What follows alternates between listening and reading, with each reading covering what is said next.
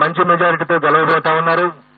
కైకలూరు నుండి పోటీ చేసినటువంటి మాజీ మంత్రి శ్రీ కామినేని శ్రీనివాస్ గారు గెలవబోతా ఉన్నారు. అలాగే విశాఖపట్నం నార్త్ నుండి పోటీ చేసినటువంటి విష్ణుకుమార్ రాజు గారు కూడా గట్టి పోటీ ఎదుర్కొంటున్నారు. వారికి కూడా గెలిచేటువంటి అవకాశాలు ఉన్నవి. తర్వాత జనసేన 21 స్థానాలు పొందినటువంటి జనసేన 21 అసెంబ్లీ స్థానాలు, 2 పార్లమెంటు స్థానాల్లో వాళ్ళు పోటీ చేయడం జరిగింది. జనసేన 2 పార్లమెంటు స్థానాల్లో గెలవబోతా ఉంది. అలాగే అసెంబ్లీ స్థానాల్లో పిఠాపురం నుండి పోటీ చేసినటువంటి జనసేన పార్టీ వ్యవస్థాపక అధ్యక్షులు శ్రీ పవన్ కళ్యాణ్ గారు భారీ మెజార్టీతో గెలవబోతా ఉన్నారు. అలాగే ఆ పార్టీలో మరొక ముఖ్య నాయకుడైనటువంటి శ్రీ నాదెండ్ల మనోహర్ గారు గుంటూరు జిల్లా తెనాలి నుండి గెలవబోతా ఉన్నారు. తర్వాత తెలుగుదేశం పార్టీ విషయానికి వస్తే, తెలుగుదేశం పార్టీ అధ్యక్షులు రాష్ట్ర మాజీ ముఖ్యమంత్రి నారా చంద్రబాబు నాయుడు గారు కుప్పం నియోజకవర్గం నుండి భారీ మెజార్టీతో గెలవబోతా ఉన్నారు. అలాగే వారి తనయుడు మాజీ మంత్రి శ్రీ నారా లోకేష్ మంగళగిరి నుండి గెలవబోతా ఉన్నారు. అలాగే శ్రీ నందమూరి బాలకృష్ణ గారు హిందూపురం నియోజకవర్గం నుండి మంచి మెజారిటీతో గెలవబోతా ఉన్నారు. ఈ విధంగా ప్రతిపక్ష పార్టీలకు సంబంధించి ముఖ్య నాయకుల విషయాన్ని చూసుకున్న తర్వాత ఆంధ్రప్రదేశ్ అధికారంలో ఉన్నటువంటి వైఎస్ఆర్ కాంగ్రెస్ పార్టీ యొక్క మంత్రివర్గంలో అనేక మంది మంత్రివర్గ సభ్యులు తీవ్రమైనటువంటి పోటీ ఎదుర్కొంటున్నారు. కొద్దిమంది ఓటమి చవిచూడబోతా ఉన్నారు. ఇందులో ముఖ్యంగా మనం ఆంధ్రప్రదేశ్ ముఖ్యమంత్రి శ్రీ వైఎస్ జగన్మోహన్ రెడ్డి గారు పులివెందుల అసెంబ్లీ నియోజకవర్గం నుండి భారీ మెజార్టీతో గెలవబోతా ఉన్నారు. అలాగే సిదిరి అప్పలరాజు గారు ప్రస్తుత మంత్రి పలాస నుండి ఓటమి చవిచూడబోతా ఉన్నారు. అలాగే ధర్మాన ప్రసాదరావు గారు శ్రీకాకుళం అసెంబ్లీ నియోజకవర్గం నుండి వారు గట్టి పోటీ ఎదుర్కోబోతున్నారు. నేను ఎక్కడైతే గట్టి పోటీ అని సంబోధిస్తానో అక్కడ మా మార్జిన్ ఆఫ్ ఎర్రర్ ఏదైతే ఉంటుందో +or -3% కు లోబడి ఫలితం ఉండే అవకాశం ఉంటుంది. కాబట్టి +or-3% ఉన్న దగ్గర నేను గట్టి పోటీ అని సంబోధించడం జరుగుతుంది. అలాగే పీడిక రాజన్న దొర సాలూరు అసెంబ్లీ నియోజకవర్గం నుండి గెలుపొందబోతా ఉన్నారు. అలాగే బొత్స సత్యనారాయణ గారు ప్రస్తుత మంత్రి, మాజీ పిసిసి అధ్యక్షులు, చీపురుపల్లి అసెంబ్లీ నియోజకవర్గం నుండి మంచి మెజారిటీతో గెలుపొందబోతా ఉన్నారు. అలాగే గుడివాడ అమర్నాథ్ గారు రాష్ట్ర ఐటీ శాఖ మంత్రులు గుడివాడ అమర్నాథ్ గారు గతంలో అనకాపల్లి నుండి ప్రాతినిధ్యం వహించారు. ప్రస్తుతం గాజువాక నుండి పోటీ చేస్తున్నారు. వారు ఓటమి చవిచూడబోతా ఉన్నారు. అలాగే పినిపే విశ్వరూప్ గారు వారు అమలాపురం శాసనసభ నుండి పోటీ చేస్తున్నారు. వారు గెలవబోతా ఉన్నారు. అలాగే కారుమూరి నాగేశ్వరరావు గారు వారు తణుకు నుండి ప్రాతినిధ్యం వహిస్తా ఉన్నారు. వారు రాష్ట్ర మంత్రి. వారు ఓటమి చవిచూడబోతా ఉన్నారు. అలాగే చెల్లిపోయిన వేణుగోపాల్ గారు రాజమండ్రి రూరల్ నుండి ప్రాతినిధ్యం వహిస్తా ఉన్నారు. మంత్రి. వారు కూడా ఓటమి చవిచూడబోతా ఉన్నారు. దాడిశెట్టి రాజా వారు తుని అసెంబ్లీ నియోజకవర్గం నుండి ప్రాతినిధ్యం వహిస్తా ఉన్నారు. వారు గెలవబోతా ఉన్నారు. అలాగే కొట్టు సత్యనారాయణ రాష్ట్ర దేవాదాయ ధర్మాదాయ శాఖ మంత్రులు వారు తాడేపల్లిగూడెం నుండి వారు పోటీ చేసి ఉన్నారు. వారు ఓటమి చవిచూడబోతా ఉన్నారు.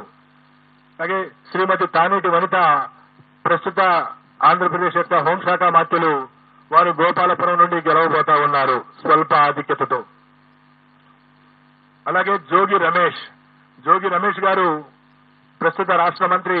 వారు పెనమలూరు నియోజకవర్గం నుండి గతంలో పెడన నియోజకవర్గం నుండి శాసనసభ్యులుగా ఉన్నారు. ఈ ఎన్నికల కోసం పెనమలూరు నుండి పోటీ చేశారు. వారు గట్టి పోటీ ఎదుర్కొనబోతా ఉన్నారు. అలాగే అంబటి రాంబాబు గారు గుంటూరు జిల్లా ఇప్పటి పల్నాడు జిల్లా సత్తెనపల్లి నియోజకవర్గం నుండి ప్రాతినిధ్యం వహిస్తున్నారు. రాష్ట్ర జలవనరుల శాఖ మంత్రులు. వారు గట్టి పోటీ ఎదుర్కొనబోతా ఉన్నారు. అలాగే శ్రీమతి విడుదల రజని గతంలో చిలకలూరుపేట నియోజకవర్గం నుండి ప్రాతినిధ్యం వహించారు. ప్రస్తుతం గుంటూరు పశ్చిమ నియోజకవర్గం నుండి పోటీ చేస్తున్నారు. వారు గట్టి పోటీ ఎదుర్కొంటున్నారు. స్వల్ప తేడాతో ఓటమి చవిచూసే అవకాశం ఉంది. శ్రీ మేరుగ నాగార్జున గారు గతంలో గుంటూరు జిల్లా వేమూరు నియోజకవర్గం నుండి ప్రాతినిధ్యం వహించారు. ప్రస్తుతం ప్రకాశం జిల్లా సంతనూతలపాడు నుండి పోటీ చేస్తున్నారు. వారు గట్టి పోటీ ఎదుర్కొంటున్నారు. వారు స్వల్ప ఆధిక్యతతో గెలిచేటువంటి అవకాశం ఉంది.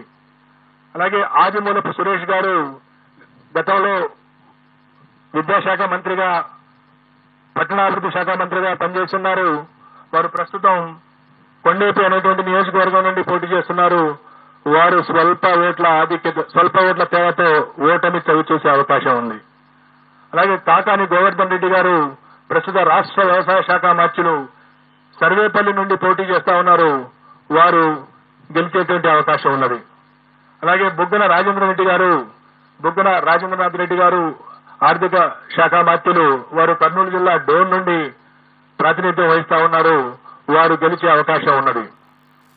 అలాగే కె అమ్జద్ బాషా గారు రాష్ట్ర ఉప ముఖ్యమంత్రి కడప అసెంబ్లీ నియోజకవర్గం నుండి పోటీ చేస్తా ఉన్నారు. వారు ఈ ఎన్నికల్లో స్వల్ప ఆధిక్యతతో గెలిచే అవకాశం ఉన్నది.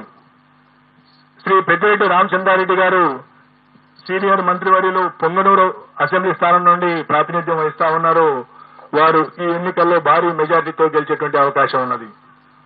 అలాగే శ్రీమతి ఉషశ్రీ చరణ్ అనంతపురం జిల్లా పెనుగొండ నుండి పోటీ చేస్తా ఉన్నారు. వారు అతి స్వల్ప తేడాతో ఓటమి చవిచూసేటువంటి అవకాశం ఉన్నది. అలాగే గుమ్మనూరు జయరాం గారు, వారు వైఎస్ఆర్ కాంగ్రెస్ పార్టీ వైఎస్ జగన్మోహన్ రెడ్డి గారి మంత్రివర్గంలో మంత్రిగా ఉంటూ సీట్ల సర్దుబాటులో వైఎస్ఆర్ కాంగ్రెస్ పార్టీ నుండి బయటికి వెళ్లి తెలుగుదేశం పార్టీలో చేరి అనంతపురం జిల్లా గుంతకల్లి నుండి పోటీ చేయడం జరిగింది. తెలుగుదేశం పార్టీ అభ్యర్థిగా వారు గుంతకల్లి నుండి ఓటమి చవి చూడనున్నారు. అలాగే శ్రీమతి ఆర్కే రోజా ప్రముఖ సినీ నటి అండ్ మంత్రివర్యురాలు, వారు చిత్తూరు జిల్లా నగరి నియోజకవర్గం నుండి ఓటమి చవి చూడబోతా ఉన్నారు.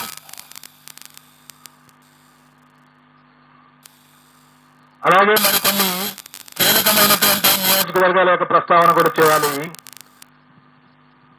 అచ్చెన్నాయుడు గారు తెలుగుదేశం పార్టీ యొక్క రాష్ట్ర అధ్యక్షులు, ఆంధ్రప్రదేశ్ అధ్యక్షులు, వారు టెక్కలి నియోజకవర్గం నుండి స్వల్ప ఆధిక్యతతో విజయం సాధించబోతా ఉన్నారు. అలాగే వల్లభనేని వంశీ గత 2 సంవత్సరాలుగా కొన్ని వివాదాల కారణంగా ప్రముఖంగా వార్తల్లో వచ్చిన వ్యక్తి, గన్నవరం నుండి శాసనసభ్యుడిగా ప్రాతినిధ్యం వహిస్తా ఉన్నారు. ఈసారి కూడా వల్లభనేని వంశీ గన్నవరం నుండి గెలుపొందనున్నారు. అలాగే తమ్మినేని సీతారాం గారు ఆముదాల వలస నుండి ప్రాతినిధ్యం వహిస్తా ఉన్నారు. వారు ఆంధ్రప్రదేశ్ శాసనసభ స్పీకర్ గా ఉన్నారు. వారు కొద్ది ఓట్ల తేడాతో ఓటమి చవి చూసేటువంటి అవకాశం ఉన్నది.